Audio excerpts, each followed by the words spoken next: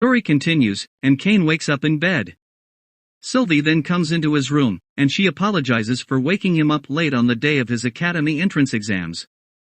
She then hurries up and gets Cain ready, and she mentions that she will regret it forever if Cain is late because of her. Cain tells her to not worry about it, and he states that he won't be late. Cain then leaves, and he teleports directly at the academy. He thinks that he knew that he would make it in time, and at the academy Cain tells his name to the receptionist, and he gets his exam number. The receptionist gives him a list, and he tells Cain to go to Class A, and Cain notices that no one he knows is in the list, and he wonders where they are. He then goes into the class, and he thinks that maybe Telestia and Silk are in a different classroom. The teacher then comes into the class, and she starts the test. She states that if anyone is found cheating then they will be ejected from the premises, and she mentions that they have 2 hours for the exam. The exam then begins, and Cain notices that the arithmetic and writing is easy, and the history questions are all the things that any noble would know. Cain then begins writing, and he relaxes after finishing the test.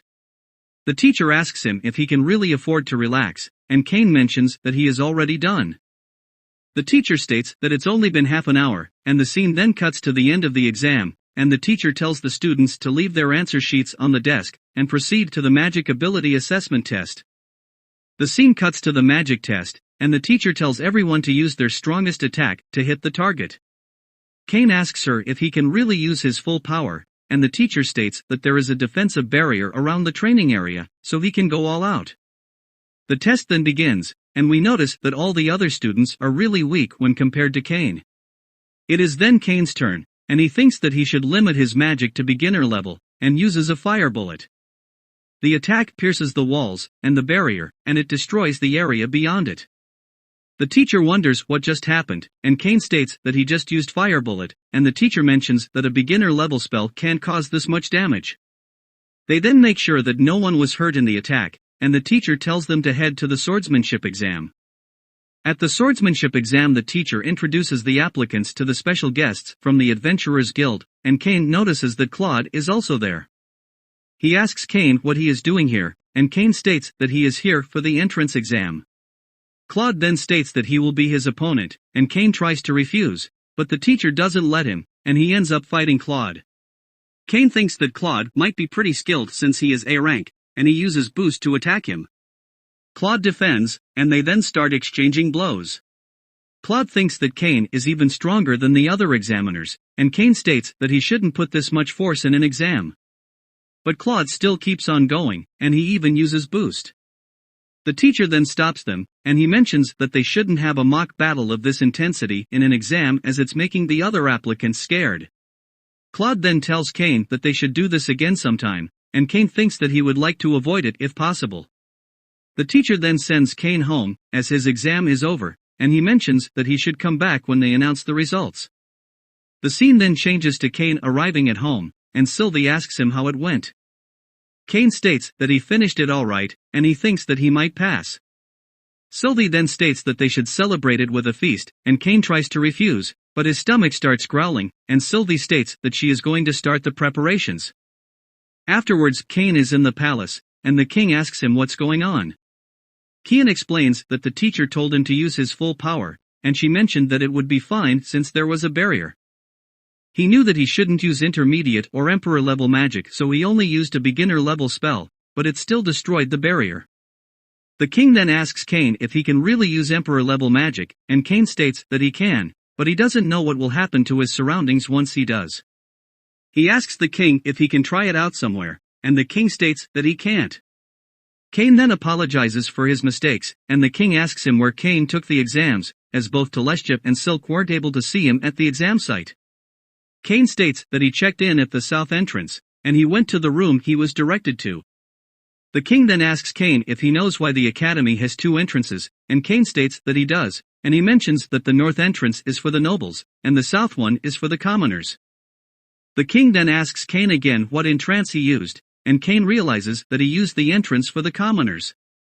The king mentions that Telestia was furious that she didn't get to see him, and Eric states that the headmaster of the academy even came to see him. The story then goes back in time, and we see Eric's meeting with the headmaster. The headmaster mentions that they had a lot of problems in this year's examination, and he explains that this time a commoner got perfect scores in his exam, and he even destroyed the training area, and fought an A-rank adventurer. Eric then laughs, and he mentions that the name of the student must be Cain. The headmaster wonders how he knows that, and Eric states that Cain really put up a good show this time. He thinks that the Prime Minister would have his hands full trying to pay the repair bill, and the story returns to the present, and the Prime Minister shows him the repair bill. The king then warns Cain again to not overdo things, and he mentions that the results would be announced today, and tells Cain to see them for himself. The scene cuts to Cain checking out the results at the academy, and he notices that he is placed first. Silk then meets Cain, and she mentions that her father told her all about the uproar he caused. She mentions that Telestia isn't here today, but she was really angry cause she didn't get to see him on exam day. She states that Cain should look forward to seeing her in the school's uniform, and she leaves. Cain then notices his sister at the academy, and she mentions that Cain hasn't visited their mansion in a long time. Kian apologizes, and Rain then congratulates him for being at the top of his class, and she mentions that he should prepare for the speech at the entrance ceremony. Cain is surprised to hear about this, and he tries to back out of it, but Rain states that it has already been announced. At Cain's mansion we see that Sylvie is fidgeting about the results, and Cain then comes home, and he tells her that he got first place in the exams. Sylvie states that she had faith that Cain could do this, and she mentions that she will prepare a feast for him. The scene then cuts to the entrance ceremony, and Cain notices that his parents are also there.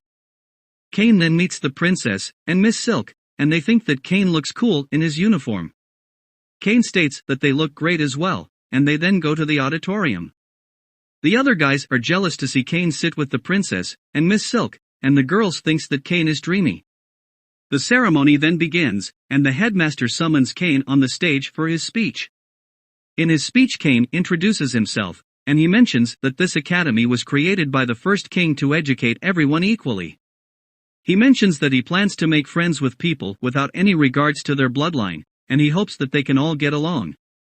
The students then announce that the king will like to say a few words next, and the king congratulates everyone for entering the academy.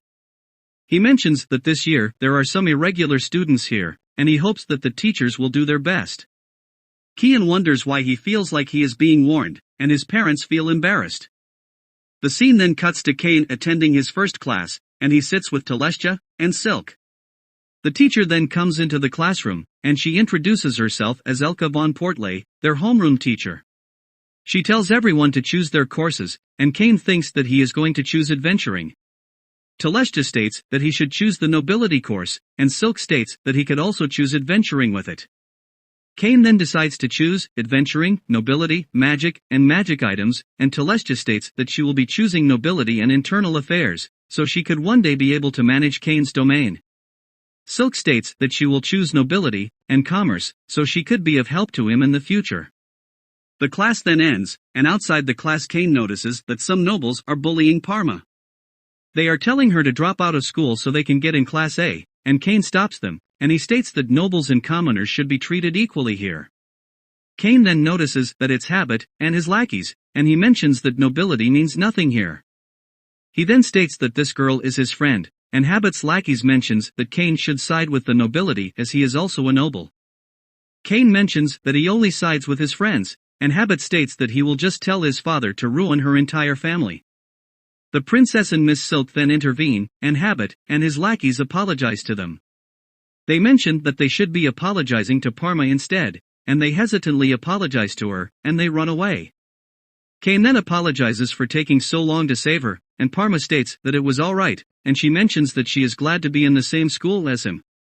The girls then state that Cain seems awfully close to Parma, and they mention that they will need to talk with her, and they ask Cain to sit on his heels while they talk. Cain does so, and he wonders what they are talking about. He wonders if they are setting up an alliance or something, and Cain then hears a voice in his mind. The voice tells him that he seems like an interesting kid, and they should have a chat.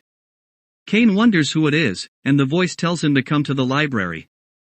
Cain goes to the library, and he gets teleported to a mansion. The man inside asks Cain if he would like sugar in his coffee, and Cain wonders who he is.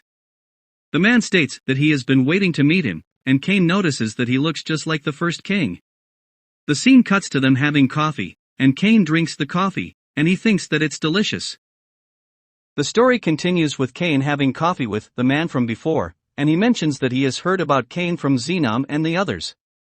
The man then introduces himself as Yuya Tera Hirasawa, and Cain recognizes him as the first king of Esfort. He mentions that Esfort was founded 300 years ago, and he wonders if Yuya is a ghost. Yuya mentions that Cain can use judgment to find that out, and Cain checks Yuya's stats. He finds out that Yuya is the god of creation, and Yuya mentions that this world is called Fab-Neil, and he is the one who created it. Because of this he still looks the same even after 300 years, and Cain can't believe this. Yuya then explains that he brought Cain here because Zenam and the others wanted him to train Cain. Cain thinks that he already has a hard time with the strength he is right now, but Yuya tells Cain to try to take a cookie from him. Cain tries to take the cookie, but he can't do it. Cain then wonders why he needs to be that strong, and Yuya states that there is someone that Cain needs to fight. He explains that it's someone who made people fight and kill each other 300 years ago, and Cain wonders how someone can do that. Yuya states that he used an oracle to sow distrust of other countries in everyone's subconsciousness, and he is called Aaron the evil god. He mentions that his companions and him managed to seal Aaron 300 years ago, but recently the seal has started to loosen, and if nothing is done Aaron will be resurrected. Cain wonders why Yuya can't just seal him again, and Yuya states that he is a god of this world now, and he can't interfere with Zenam's world. Yuya mentions that Cain's previous life is also related to this, and Cain asks him what he means. Yuya then teleports him to the ocean, and he mentions that from this point he is his teacher, and he will tell him more about this when he reaches the mansion where they just met. He explains that Cain can't use teleportation magic, and he states that he needs to be at least level 600 if he wants to stand a chance against Aaron. Cain thinks that he is at level 300 right now, and Yuya states that this might take some time. Cain wonders what he is going to do about school till then, and Yuya informs him that time flows differently here, and 1 year here equals to a day in his world. Yuya then leaves, and Cain thinks that he has no choice but to do this. Cain then enters the forest, and within moments of entering it he encounters many monsters. Meanwhile back at his world Sylvie is worried about Cain, and Telestia and Silk are also looking for him. They mention that they can't find him either in the school or at his home, and Sylvie states that he has been missing from yesterday. She wonders if he was caught in some kind of accident, and Telestia states that Cain must be fine, because he is Cain. She states that she will wait for him here until he comes home, and we see that Cain is still fighting monsters. It has been too long, and Cain is filled with negativity. He wonders if he will ever be able to return home, and he thinks that he hasn't had a good sleep in months. He then hears a voice, and he heads towards it. He notices that the voice is coming from an injured beast, and he states that he is going to put him out of his misery. Cain then remembers that the entire reason he ended up here was because he was trying to protect someone, and he apologizes to the beast. He then tries to heal it, but he notices that he is out of magic, but he doesn't give up, and he forces the magic out of him. This makes Cain faint, and the beast protects him while he is unconscious. Cain then wakes up, and he notices that the beast was protecting him this entire time. He asks the beast if he is all alone, and he states that he is also alone right now, and he asks him if he would like to come with him. The beast agrees, and Cain names him Haku. Cain then continues on his quest to reach the mansion, and he thinks that thanks to Haku he regained something important, and he now knows that he can't give in, no matter how hard things get. The scene then cuts to Cain reaching the mansion, and Yuya welcomes him. He thinks that Cain has gotten bigger, and Cain states that it has been 4 years. Yuya then notices that Cain has a Fenrir with him, and he mentions that a Fenrir is a holy beast. Yuya can't believe that the Fenrir trusts him so much, and he mentions that Cain should form a contract with it. Yuya explains that forming a contract will let Cain summon Haku anytime he wants, and Cain forms a contract with him. Yuya then mentions that Cain's training is still not over, and he states that he will be training with Durain next. Cain then reminds Yuya that he has to first explain what he meant by Aaron being connected to his previous life, and Yuya mentions that they will talk about it. The scene then cuts to Cain training with Durain, and Durain defeats him with a single attack. Cain then wakes up in an unfamiliar place, and he goes downstairs. He is greeted by a lady, and she introduces herself as Ruri, Durain's wife, and she states that this is their house. Ruri then tells Cain that she will soon have some food ready, and Cain notices a baby dragon. He tries to befriend the dragon, but Haku gets jealous at this, and he picks a fight with it. Cain tries to stop the two of them from fighting, and Ruri then makes them stop by threatening them with food. The food is then ready, and Cain cries after eating it. Darain wonders if it's not good, and Cain states that it's delicious. He mentions that it's been forever since he ate something this good, and Darain remembers that Cain was in the wilderness for 4 years. Darain then tells him to eat his fill, and Ruri states that she will make more since Cain will be staying here for a while. Cain thinks that being treated this well reminds him of his home, and the scene cuts to Telestia and Silk learning how to cook in Cain's house. They think that they want to make Cain happy when he comes home, and Sylvie states that they should work harder as the road to cooking is very tough. The scene then changes to Cain training with Darain, and Darain thinks that Cain is doing well. He mentions that at first Cain couldn't even make it back to their house, and the story then goes forward in time by a year. Cain is still training with Darain, and he then remembers what Yuya told him about his relation with Aaron. Yuya told him that Aaron used to be the god of amusement in Xenom's world, and there are no games in their world because there is no longer a god of amusement. He explained that Aaron used an oracle to make innocent people participate in a death game, and as a result he was banished from the realm of gods. But if he comes back, then the death game will happen again, and everyone precious to Cain will get caught up in it. Cain thinks that he doesn't want that, and he wonders how he can stop Aaron. Yuya mentions that Cain can only stop him by getting stronger, and he tells Cain that Aaron is linked to Cain because the friends that Yuya failed to protect were Cain's parents when he was Shiinya Kazuya.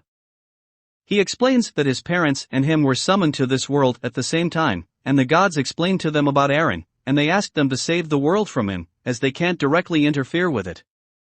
They gave him the crystal to seal Aaron, and Yuya then battled him with his friends, but Aaron was too powerful, and they couldn't even come close to hurting him. He then used magic to hurt Shina's mother Megumi, and even healing magic couldn't heal her wound. This made Shina's father angry, and he sacrificed his body to take a hold of Aaron, and Yuya managed to seal him in the crystal. Returning to the present, Cain defeats Darain, and Darain states that Cain's training is now over. Cain then goes back to Yuya's mansion, and he visits his father's and mother's grave, and Yuya tells him that they were always worried about him. He mentions that they were searching for a way to return to him, and Cain thanks them for always thinking about him. He also thanks Yuya for looking after his parents, and Yuya then asks Cain to try to take the cookie from him. Cain manages to take away the cookie, and Yuya thinks that Cain has gotten stronger. Cain states that this is all thanks to Yuya training him, and Yuya states that it was Cain's hard work which made him strong. Yuya then asks Cain if he would like to have some coffee, and Cain states that he can't as he has to hurry back to his world. Yuya then states that Cain can't go back looking like this, and he uses his magic to make Cain look the same as when he came here. He tells Cain to take Haku with him, and Darain states that he should also take the baby dragon with him. Cain forms a contract with the baby dragon, and he names him Jin, and he thanks his teachers for looking after him. Yuya then gives Cain a sword that he should deliver to the king, and Cain returns home.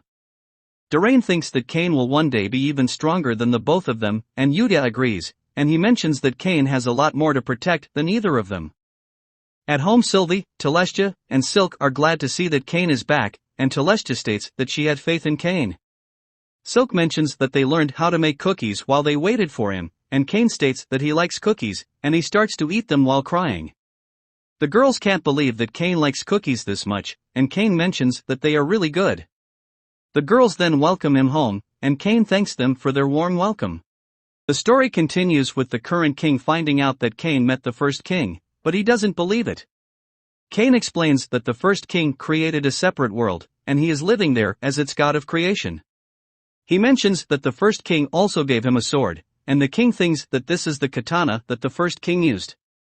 Seeing this, he believes Cain, and the king states that the letter mentions that he was trained by the first king.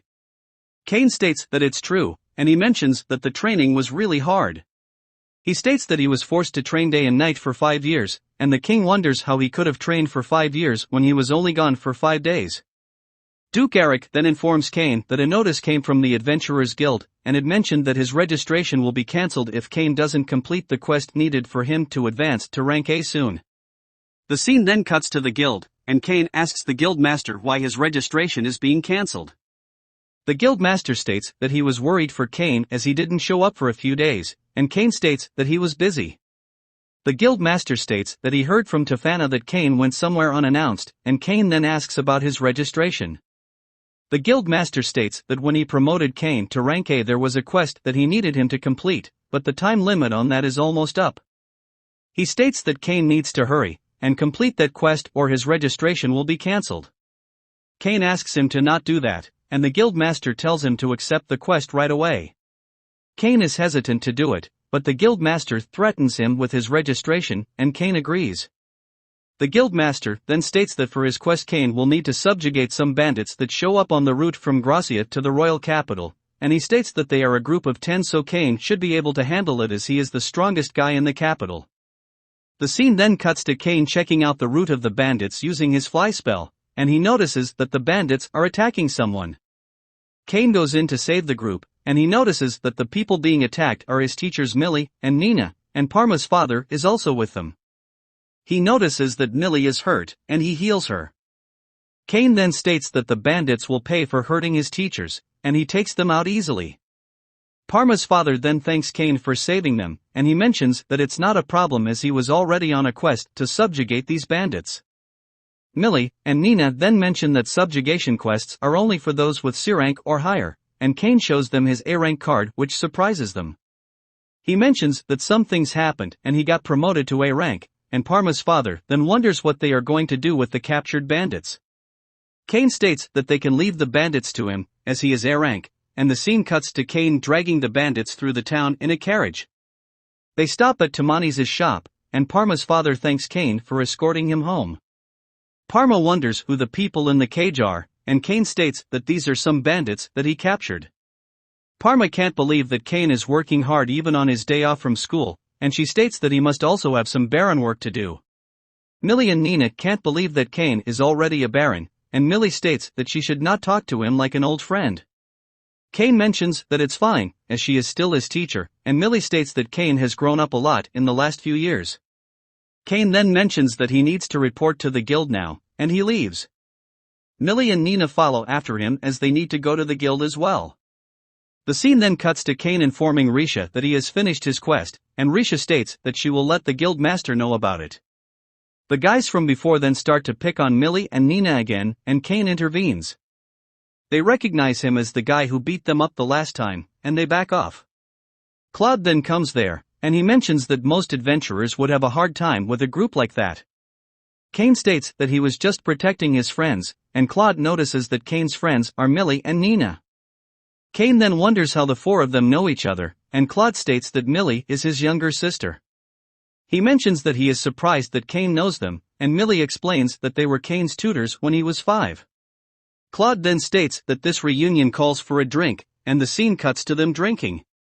Claude then asks them why they are together, and Millie explains that Cain saved them from a bunch of bandits when they were out for a mission.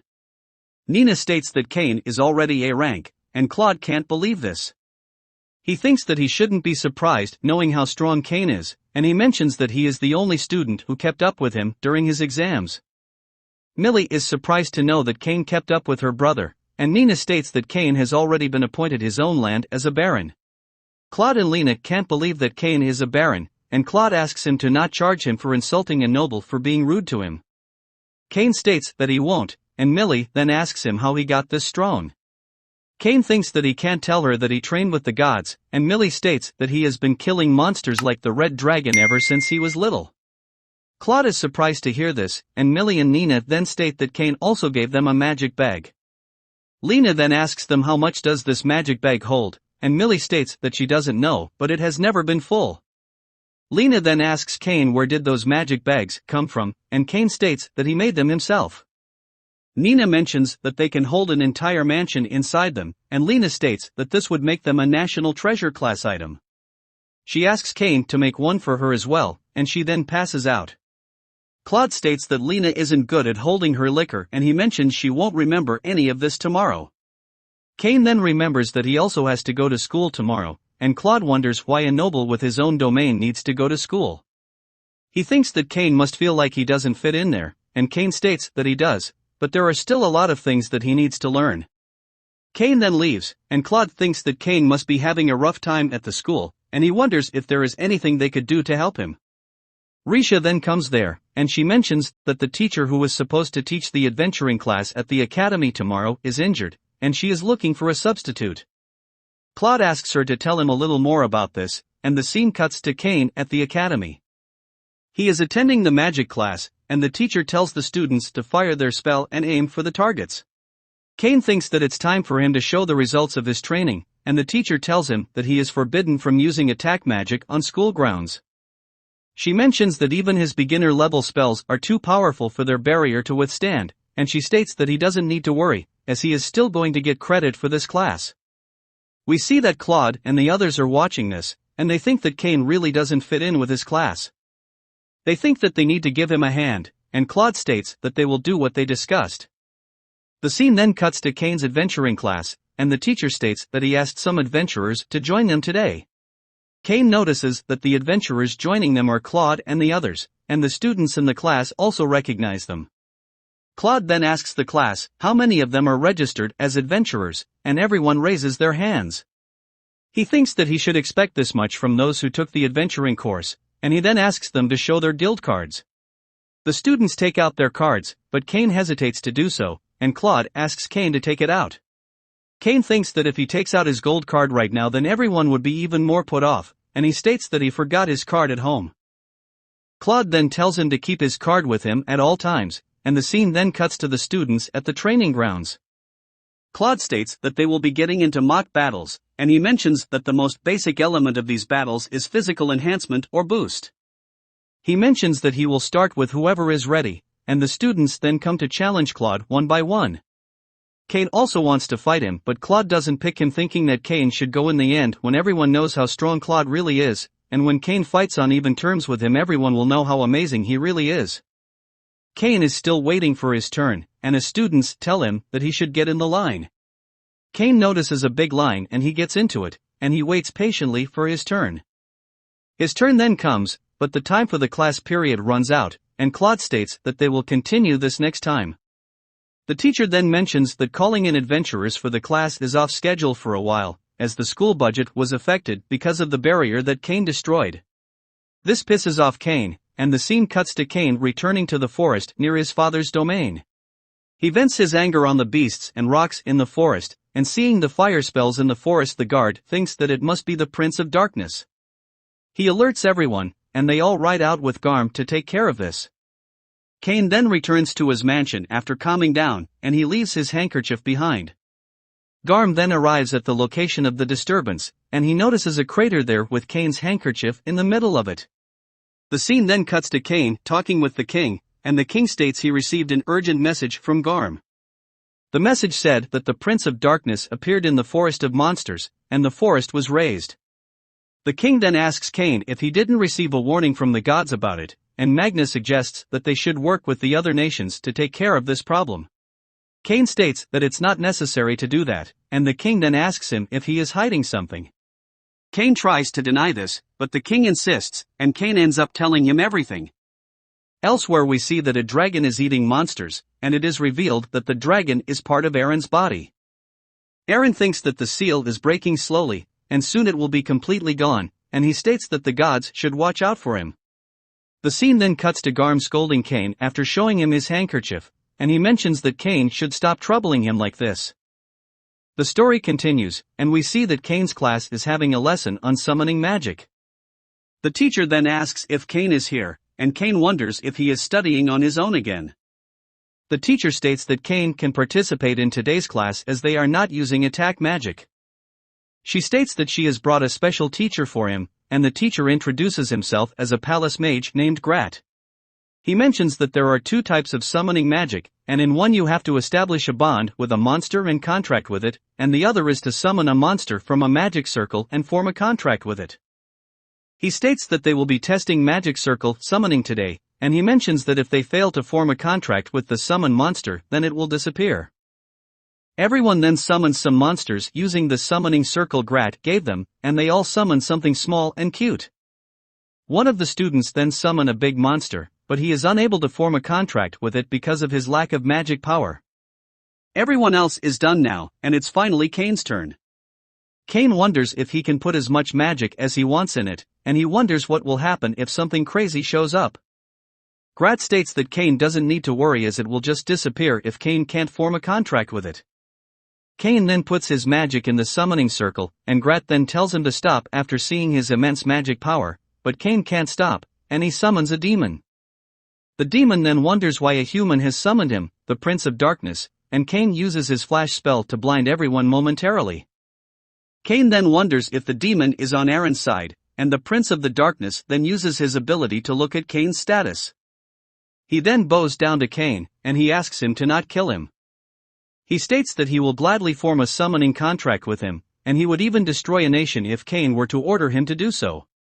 Cain states that he would never order something like that, and the Prince of Darkness mentions that Cain should form a contract with him in case he changes his mind. He then introduces himself as Seth, and Cain forms a contract with him. He then leaves, and Grat wonders if Cain just summoned the Prince of Darkness. Cain states that he did, but he couldn't form a contract with him. Grat states that he will leave it at that, and Cain is glad that he managed to cover it up. The scene then cuts to Cain at the palace, and the king asks Cain what he summoned at the school today. Cain thinks that he wasn't able to cover it up, and he states that he summoned the Prince of Darkness. This surprises the king, and he asks Cain what he did with him.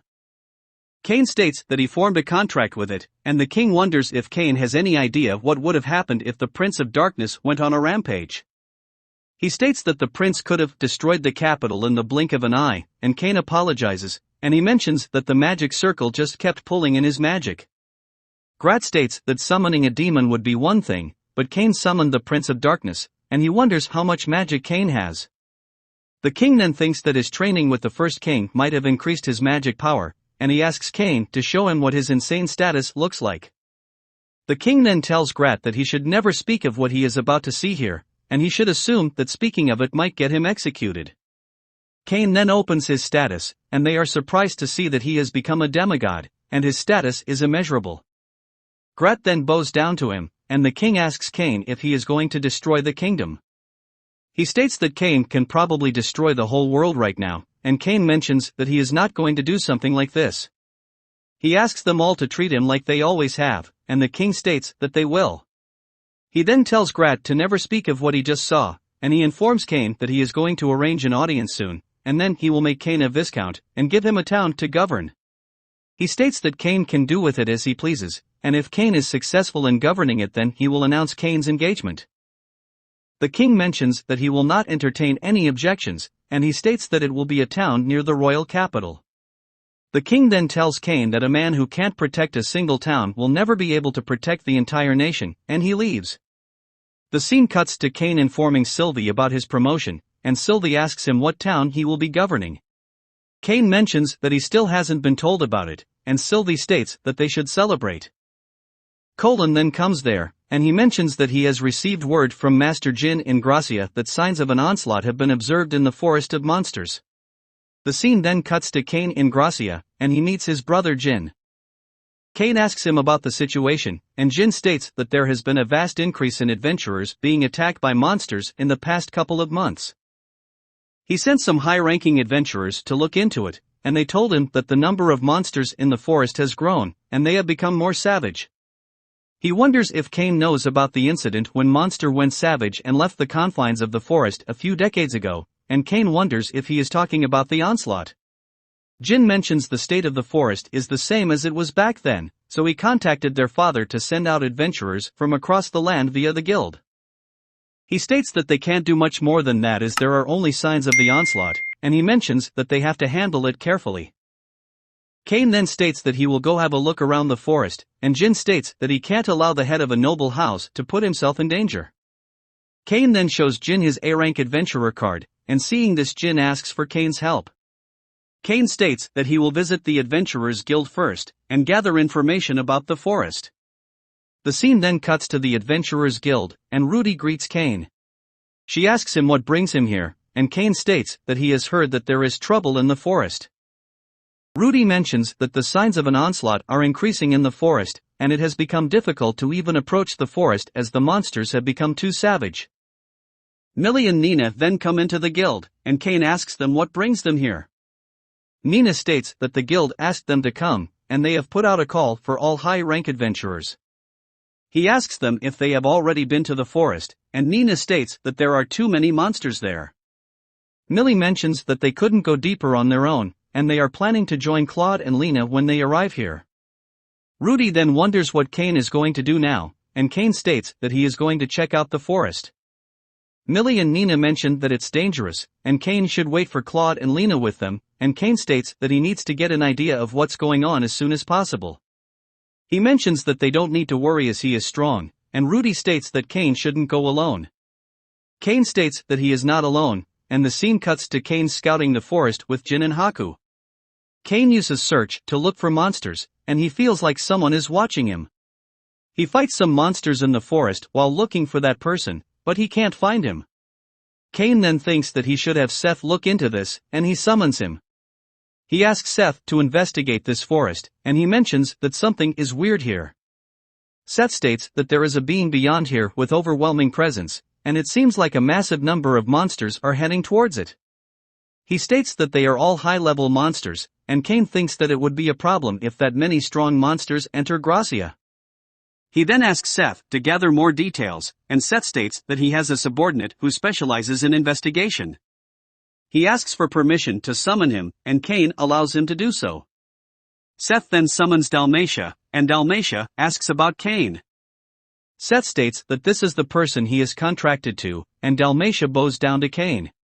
Cain then tells them to stop this and investigate the forest, and Dalmatia uses his special ability to investigate the forest. Some red dragons then come out of the forest, and Cain slays them quickly. Dalmatia is surprised to see Cain's power, and Cain then states that he will be going back to the town for a bit to let them know the situation. The scene then cuts to Cain at the guild, and Claude arrives there.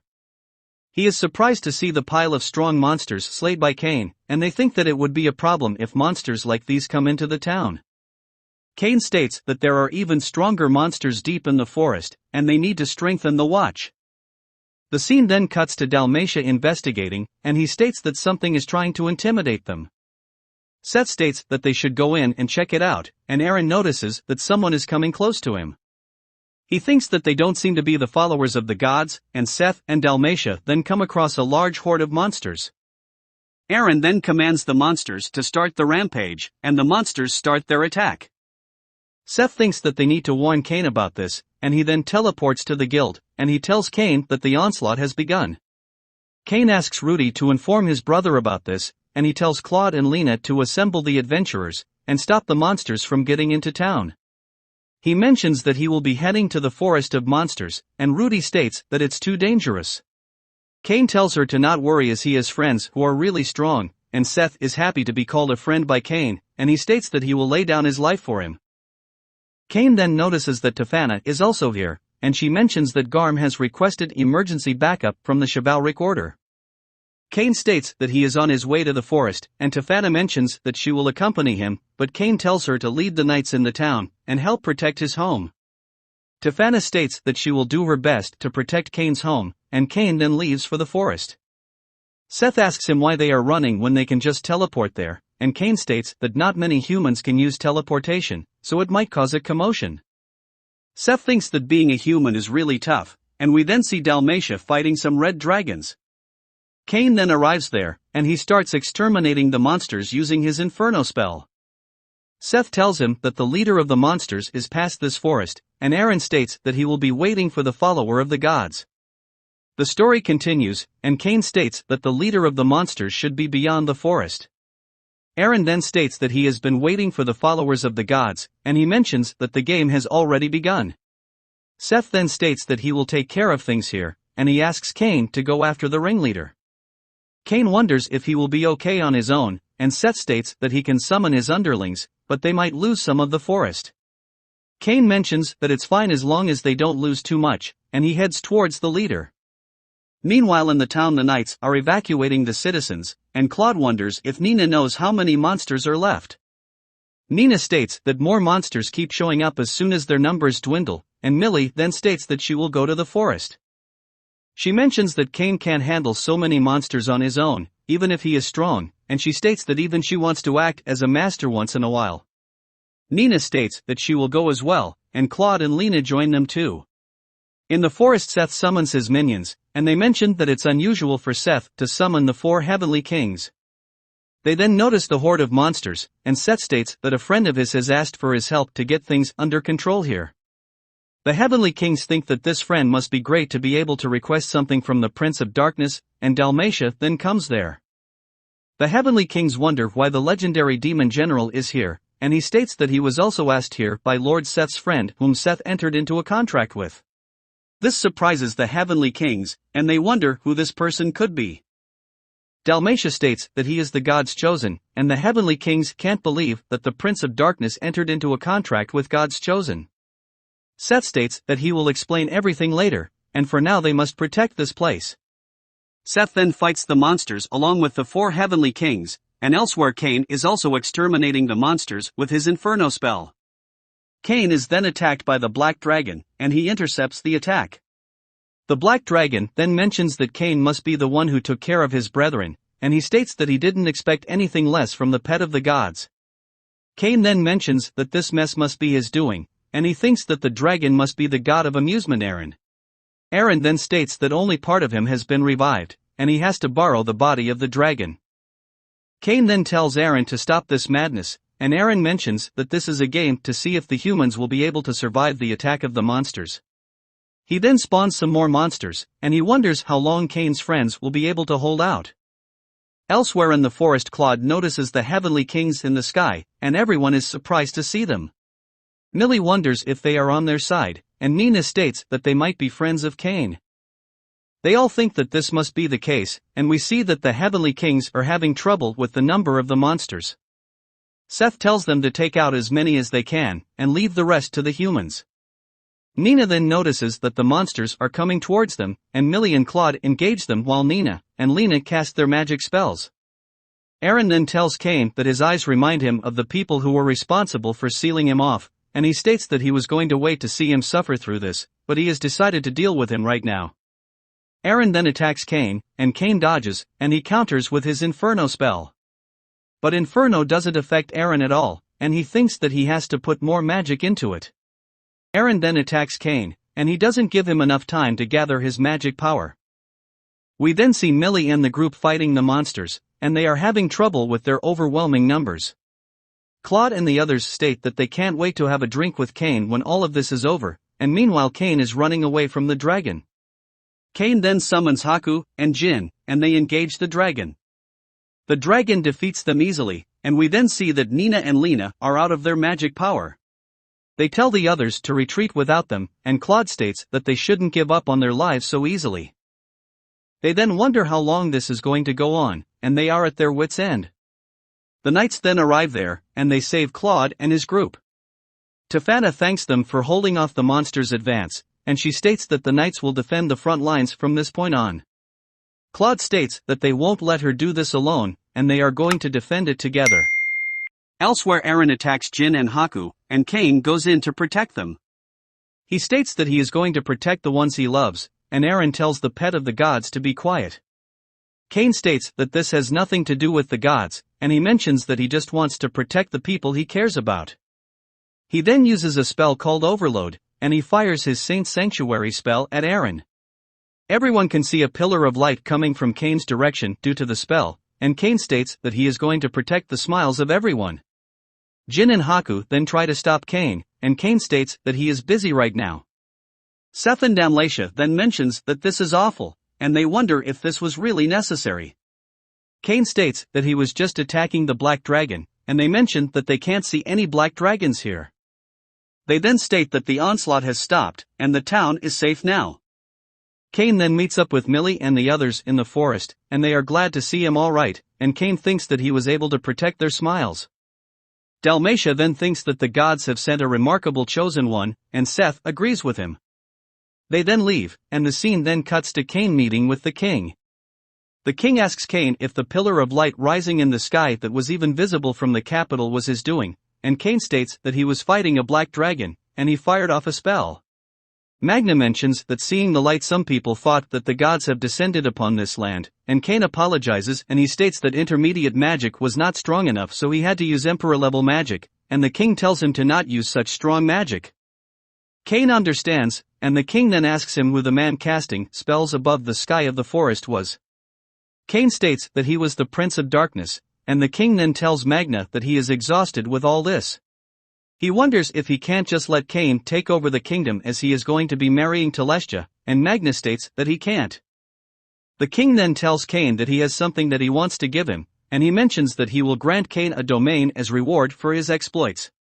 The scene then cuts to the king naming Cain a viscount, and giving him the domain of Dorenthal, in front of an audience. He states that Cain will now be known as Cain von Silford Dorenthal, and he hopes that Cain will further devote himself into the service of the nation. Cain accepts, and the others are surprised to find out that he has been given Dorenthal to govern. Cain wonders what's wrong with it, and Tefana states that the Adventurers Guild likes to throw their weight in Dorenthal. The nobles who were put in charge of it before have all fled, and Telestia states that this is cruel, and she mentions that she is going to protest to his father about it. Cain stops her, and he mentions that he is excited about this, as he is getting a chance to build a new town. He mentions that they should build this town together, and they are going to make this a wonderful town. They all then ask Cain to not overdo things, and they head towards Dorenthal. The scene then cuts to Cain entering Dorenthal, and the city guard is surprised to see that he is an A-rank adventurer. The scene then cuts to a soldier telling the king about Cain's exploits in Dorenthal, and he mentions that after arriving in Dorenthal Cain picked a fight with the Adventurers Guild, and during the fight he destroyed the arena. Later, at a restaurant he saw some adventurers being rude to a waitress, and he kicked the adventurers out, upon which he was arrested by the town's guard. The scene then changes to Cain talking with Silk and Telestia, and they ask him how Dorenthal is. Seth then arrives there, and he asks for Cain's help. The girls wonders if he is the Prince of Darkness, and Cain states that he is. Seth then mentions that his wife learned of his infidelity, and she kicked him out of the castle. His wife Lafon then comes there, and she introduces herself. She apologizes for her husband coming here, and Cain also introduces himself. Lafon then asks Cain what he thinks of Seth as a man, and Cain states that cheating is inexcusable. He states that Seth shouldn't think of any other women when he has a beautiful wife like this, and Seth states that she was a sweet girl when he married her, but she changed after their marriage, and he warns Cain to be careful of this. Silk states that Seth shouldn't talk like that after cheating, and Telestia mentions that he must have said a lot of sweet things before he married her, and they mention that betrayal is unforgivable. Lafon then mentions that they said all that she wanted to, and she states that she won't let Cain be in peace if he ever makes these girls cry. She then asks Seth to come home with her, and Seth can't believe that she is letting him come back. Lafon states that it's only for this time, and they then leave. The soldier then continues telling the king about Cain, and he mentions that Cain stormed into the church saying that they were demanding too much taxes, and when the guild and the underground guild came to attack the priest, he was already there waiting for them, and he turned them away with ease. The soldier mentions that Cain took things even farther than that, and he made a castle for himself that was even larger than the king's palace. They think that he is taking things too far again, and they all wonders if this was necessary. Thanks for watching part 12, the rest of the parts will be on my channel. Please like and share the video if you enjoyed it,